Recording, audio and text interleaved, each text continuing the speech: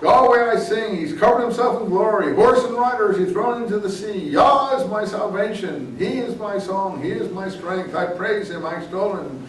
Yahweh is a warrior. Yahweh is his name. So this is an old celebrative song.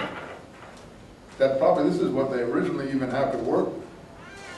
It's like you would know a Bruce Springsteen song, or a Bob Dylan song, or a Beatles song. And then 100 years later, you put the flesh on it. Oh, blowing in the wind. Oh, okay, let's write the narrative about blowing in the wind. Let's tell you what happened, why I wrote blowing in the wind.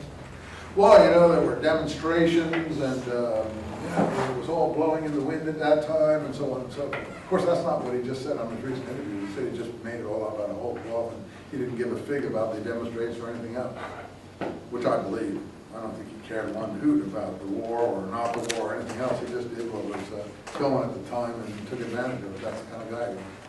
And he was clever. He managed to stay on. You know, the others got all bogged down in their protests, and he just kept dancing from one thing to the other, and he became the great musician of the age for that reason. They're doing a two-part biography of him with his commentary. Who's that director has done it? The one who did Malcolm X, the one who did Gangs of New York. No, that isn't Spike Lee, it's the other guy. The one who did Gangs of New York, I'm thinking about. Scorsese's done it, yeah. It's on public television, 4 hours. Two-part biography with Bob Dylan talking, and his music, and his memories, and so on, and you know, putting in clips from the history of the times. And he says all these things, give it a damn time. Never cared. He only wanted the money in the first place. He wanted to buy a house. He said, so it's a farm. That was the, you know. And then they have Joan Baez saying, yeah, Bobby really wasn't as interested as we were, you know. And I tried to get him to go on demonstrations, but he didn't want to. Yeah, that's why he survived and she didn't, because he kept on dancing and she got bogged down in political agitation. So, plus he could write music. That's a big advantage. Lots of people can sing, but not everyone can write a song. So anyway, he lets it. He says it all. If you're interested, you should watch that. It's on public television. I'm sure they'll replay it on the Orange County one. They've had it on the Los Angeles one, KCET. I'm sure they'll put it on the Orange County. It's 4 hours. Anyway, you can also buy it from public television website. It's 4 hours by Scorsese and Bob Dylan interviews. Anyway. Here's the song about this. Grace led you people out. By grace, you see, there's amazing grace. Whether it's the actual Hebrew, I don't know. By grace, you led the people out. By grace, how's amazing grace go? By grace I am saved, and so on. In any case, Pang sees the inhabitants of Philistine. Edom's chieftain are dismayed. Moab falls to trembling. Well, we're at a later period. Because these are all the enemies in the Davidic period here. Edom, Moab, Canaan, Philistines, these are all the Davidic period. So everything in this song has a Davidic ambience there. It's not the Moses 1400 BC period. Yahweh is going to bring you to your place of your own dwelling that he prepared for your own hands. Well, it's also about the Davidic temple. It's also about, line 17, it's about the Davidic temple. So this song is a Davidic period song.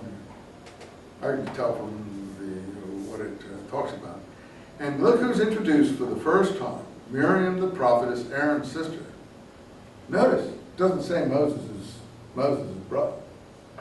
This is that narrative that has Aaron the Levite and Miriam his sister, but nothing about their relationship to Moses. I think that that's the later work of the genealogists that melds Miriam and Aaron to Moses. But even the genealogists, I don't think, ever mentioned Miriam. And the early stories about Moses' birth and being drawn from the river and so on don't give the name of his sister. So if those narratives knew that Miriam was his sister, they would have told him. I think. So these are problems. I don't have the answer, but there are certain problems.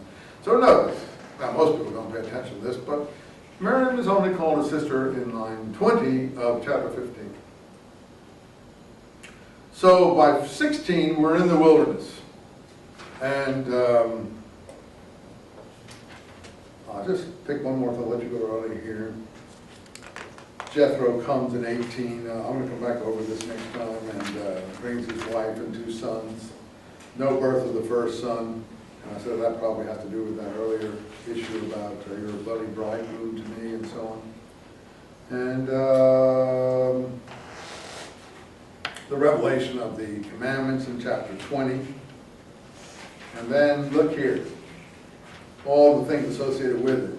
Chapter 21, slaves, homicide, blows, wounds, animals. 22, compensation offenses, violation of virgins, other religious laws, first fruits. 23, justice, sabbatical year, great feasts. I've got titles here, that's how I got all this here. And then other promises. And then that's cut off by the golden calf episode in at the end of 24. We will come back to that. But anyway, it's portrayed that he broke the stones, and then he goes back up the mountain again. And now we have it again, I think. Isn't that what's being portrayed here? Let me see if I've got it right here. Maybe I don't have it right. No, that's not till 32. He goes up again. I guess that isn't the golden calf yet. But now we're getting the priesthood here. Contribution to the sanctuary, furnishings of the ark, lampstand. 26, tabernacle fabrics, framework, veil. 27, altar, court, holocaust. 28, priestly vestments, ephod, pectoral, judgment, robe, diadem. Consecration of Aaron. 29. So Aaron gets consecrated. All this is priestly, priestly, priestly, priestly, priestly. That's why Aaron is shoved into the narrative. 30, bronze basins, chrisms, incense, craftsmen. 31. 32, at the end of 31, when he finished speaking, he inscribed everything on the testimony in Mount Sinai, line 18. I'll come back to this next time. End of that episode. New episode, golden calf, anti-Aaron episode. And then Moses is so angry that he's portrayed as breaking the tablets. So anyway, they come down and there's this whole problem again, and more material. I'll get it to you next time, more detail. I just want to show you how this is constructed. 35. So once again, the materials, the craftsmen, the tabernacle, the framework, the veil, the ark.